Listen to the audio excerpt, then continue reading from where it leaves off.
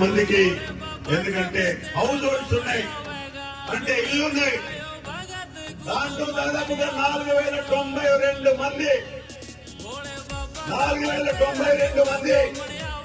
వాళ్ళకి ఇల్లు లేనటువంటి వాళ్ళు, అంటే కనీసం వాళ్ళకి ఇల్లు అవసరమైనటువంటి వాళ్ళు ఎలిజిబుల్ గా అర్హత కలిగిన వాళ్ళందరికీ ఇందాక మనం శాసనసభ్యులు వారు చెప్పినట్టుగా ప్రతి ఒక్కరికి అర్హత కలిగినటువంటి 4092 మందికి ఇల్లు ఇచ్చే కార్యక్రమం నరేంద్ర మోడీ గారు చేయబోతున్నారనే విషయాన్ని సందర్భంగా నేను గుర్తు చేస్తా ఉన్నా. ఆ విధంగా మొత్తం అటు కుమరంభీం జిల్లాలో నిర్మల్ జిల్లా కలిస్తే 8400 మంది మన ఎక్కువగా ఉండేది కులాం ప్రజలే కాబట్టి, కులాం సోదరులే కాబట్టి 8400 మందికి ఆ కార్యక్రమాన్ని ఇచ్చేయని చెప్పేసి సందర్భంగా నేను